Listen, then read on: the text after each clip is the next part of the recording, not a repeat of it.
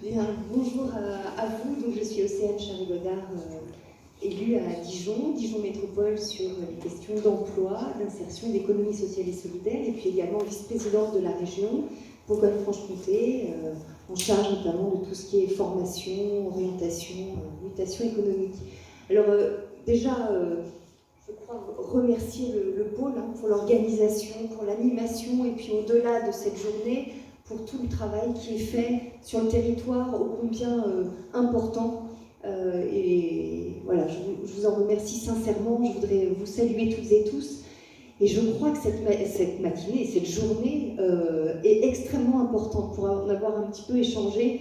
Je crois qu'on respire, alors non seulement parce qu'on a un petit peu plus de temps le soir pour profiter des terrasses et autres, mais également pour ce temps d'échange, de rencontre, de respiration, et vraiment ça fait du bien. Ça fait du bien de voir des visages. Bon, on voit les sourires dans les yeux, bientôt on les verra, j'espère, derrière les masques.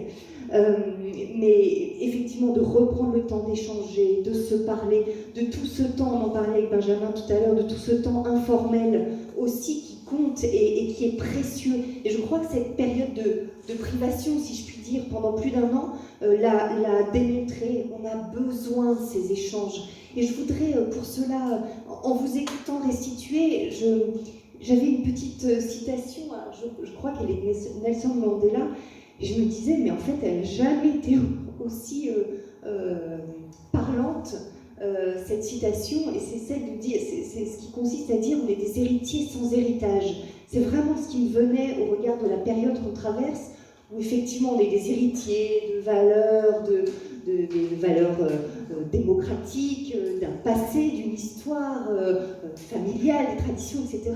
Mais sans héritage, parce qu'on est quand même dans un moment où on est, et ça fait des années qu'on le dit, mais je crois que là, ça y est, on est face à nos responsabilités, et je pense, quand je parle de responsabilité, je parle évidemment aussi des pouvoirs publics, c'est-à-dire de réinventer, et en tout cas de se saisir, parce que j'en ai marre aussi d'entendre dire il faut réinventer, ça existe quoi, ça existe, et l'économie sociale et solidaire, et vous,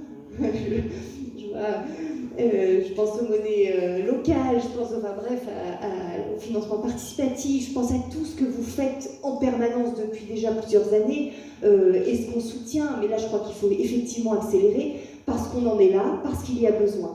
Et je voudrais illustrer, je ne vais pas être trop longue, je sais que les estomacs ont besoin de ressources, mais je voudrais illustrer ce que j'entends là depuis plusieurs jours, et c'est très évocateur de la période. Je vous l'ai dit, je suis aussi vice-présidente en charge de la formation, et j'échangeais, et y compris au niveau de l'emploi, avec des organisations, je pensais à la mission locale, avec Pôle emploi, avec Créative qui porte un pli, les organismes de formation également de la région, et tous les discours et toutes les remarques convergeaient dans le même sens, à dire mais là c'est très compliqué parce qu'on est face à des publics, des demandeurs d'emploi, mais également j'en échange avec des entreprises, avec des salariés qui ont besoin de temps pour ressortir aussi de cette crise. C'est-à-dire que là on est face à la limite, permettez-moi de le dire comme ça, d'un système libéral où c'est on-off.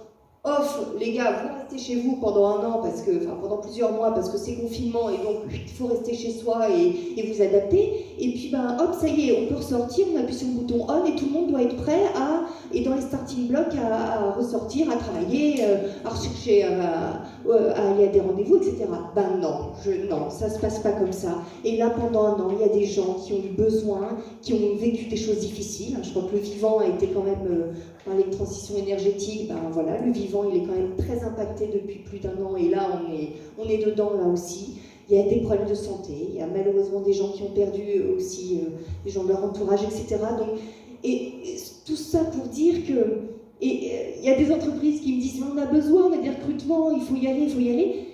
Et je crois que là, on est là, et on est face à un moment aussi où je crois qu'on doit accompagner cette reprise, on doit donner du temps, et en ce sens, les valeurs de l'économie sociale et solidaire, qui incarnent le fait justement de prendre aussi ce temps-là, de redonner du sens, de considérer la personne là où elle en est, de considérer une petite formule que j'ai entendue récemment qui disait que l'atypicalité était la norme. Et ben voilà, je crois que le SS aussi permet d'accompagner aussi tous ces parcours, voilà, sans mettre les gens, là aussi, je ne sais plus qui le disait, dans des cases, dans des choses toutes formatées. Et vraiment, vraiment, en tout cas, moi, c'est ce que... Et on réfléchit déjà à l'échelle de la métropole et de la région à avoir alors, le mot dispositif, c'est pareil, hein, c'est filmé, bon, tant pis, j'assume, j'en peux plus. Parce qu'on les empile, les dispositifs. Effectivement, ça a vocation aussi à faire croire qu'il y a une case et on met dans les cases. Alors, essayons de réfléchir à quelque chose d'un petit peu plus souple et agile, effectivement. Là, tout de suite, on va dire des actions qui permettent aussi d'accompagner, de prendre ce temps-là pour redonner confiance. Et je terminerai par là, parce que je l'ai entendu, qui redonne le pouvoir d'agir et la liberté d'être.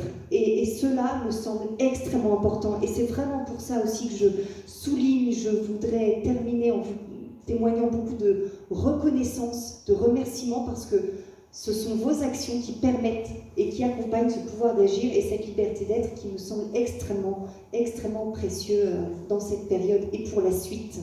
Voilà, je vous remercie sincèrement et belle suite pour la journée. Merci.